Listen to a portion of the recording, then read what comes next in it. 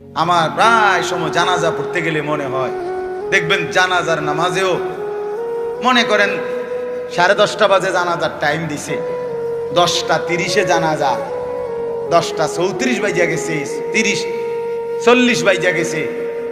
কিছু মানুষের এই পরিমাণ অস্থিরতা, এই মিয়া টাইম টেবিল ঠিক রাখো না, কইলা 10:30টায় জানাজা, 10টা মিনিট ওভার হয়ে গেছে, কতক্ষণ খাড় করায় রাখবা?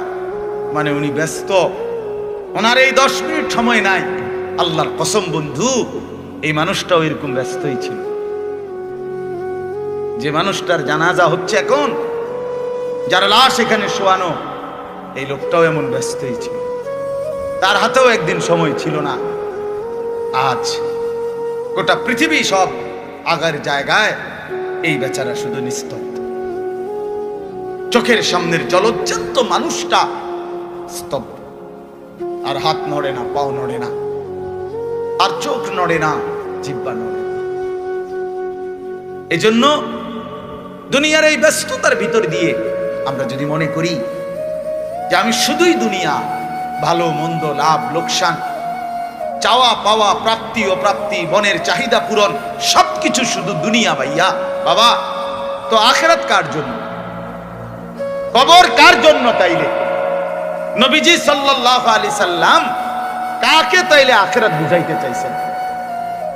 আল্লাহর কোরআন এমন কোন সূরা নাই, কোরআন শরীফের 114টি সূরা, 114টি সূরার এমন কোন সূরা নাই, এমন কোন রুকু নাই কোরআনে যেখানে আখিরাতের কথা, পরকালের কথা আলোচনা নাই।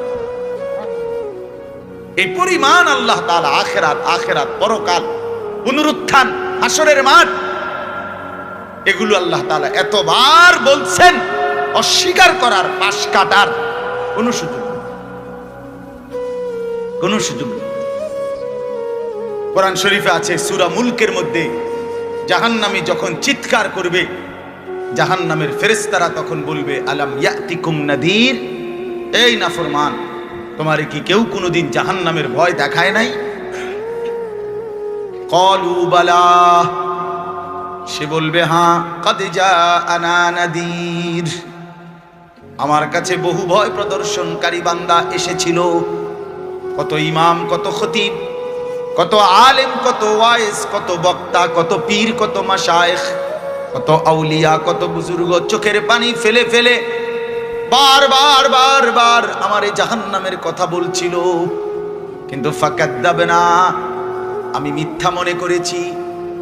ওয়াকুলনা মা নাযালাল্লাহু মিন শাই, আমি আরো